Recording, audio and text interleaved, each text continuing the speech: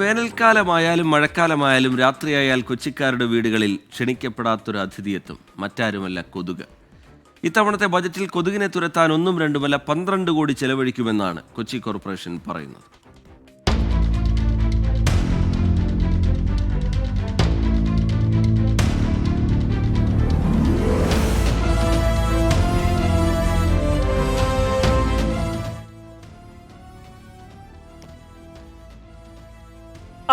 കൊതുകാണ്, വെറും കൊതുകല്ല, കോടികളുടെ മൂല്യമുള്ള സാക്ഷാൽ കൊച്ചിക്കാരൻ കൊതുക്. 2025-26 സാമ്പത്തിക വർഷത്തെ കൊച്ചി കോർപ്പറേഷന്റെ ബജറ്റ് പ്രസംഗത്തിൽ 12 കോടി രൂപയാണ് കൊതുക് നശീകരണത്തിനായി കണക്കാക്കിയിരിക്കുന്നത്. കൊതുക് കൊച്ചിക്കാർക്ക് പുതുമയല്ല. രാത്രിയിൽ കൊതുകുമായി ബാഡ്മിന്റൺ കളിക്കാത്ത വീടുകളും നഗരത്തിൽ ചുരുക്കം. കൊച്ചിയിലെ കൊതുക് എങ്ങനെയുണ്ട്? ഇപ്പോൾ കൊതുകുതിരി ഉള്ളതുകൊണ്ട് പിടിച്ചു നിൽക്കണം. അതൊക്കെ എന്ന് പറഞ്ഞാൽ ഡെയിലി നടക്കണ കാര്യം, കണ്ടമാനം പൈസ ചിലവാണ്. ഇതിനൊക്കെ പരിഹാരം ഉണ്ടാക്കണില്ലല്ലോ. കൊതുകിനെ കൊല്ലുക എന്നുള്ള സംഭവമില്ല, കൊതുകിനെ ഓടിക്കുക എന്ന് മാത്രമേ ഉള്ളൂ. തിരുക്കൊച്ചി കാലം തൊട്ട് ബജറ്റുകളിൽ കൊതുകിനും ഒരിടം കിട്ടിയിട്ടുണ്ട്. ഇത്തവണയും അത് ആവർത്തിക്കുകയാണ് കോർപ്പറേഷനിൽ. ബജറ്റിൽ 12 കോടി രൂപ കൊതുക് നിർമ്മാർജ്ജനത്തിന് ചെലവഴിക്കുമെന്ന് പ്രഖ്യാപനം. 12 കോടി എന്ന് കേട്ടപ്പോൾ കൊച്ചിക്കാരുടെ പ്രതികരണം ഇങ്ങനെ: വരണ്ടെങ്കിൽ വരട്ടെ, നല്ല കാര്യമല്ലേ, ജനങ്ങൾക്ക് ഉപകാരമുള്ള കാര്യമല്ലേ, വരട്ടെ. ഡിവിഷനിലേക്ക് വേണ്ടിയിട്ടാണ്, അല്ലാതെ ഇവിടെ മാത്രമായിട്ടാണ് അല്ലല്ല.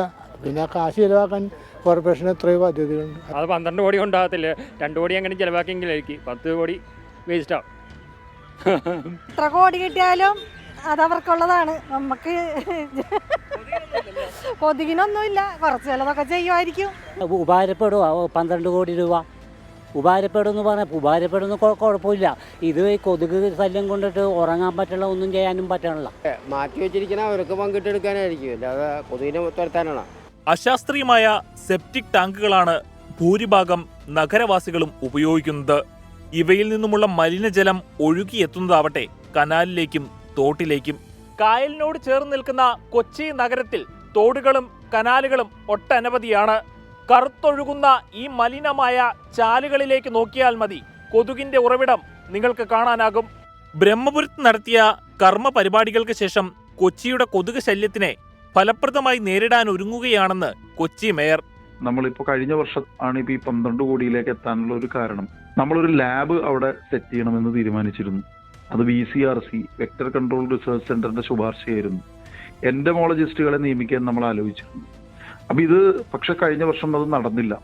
ഇതെല്ലാം കൂടി കാൽക്കുലേറ്റ് ചെയ്തിട്ടാണ് കഴിഞ്ഞ വർഷം നമ്മൾ ഈ 12 കോടി, ഞാൻ പറഞ്ഞല്ലോ, കഴിഞ്ഞ വർഷം ആണ് അത്തരം ഒരു വലിയ ഫിഗറിലേക്ക്, കുറച്ചും കൂടി വലിയ ഫിഗറിലേക്ക് വന്നത്.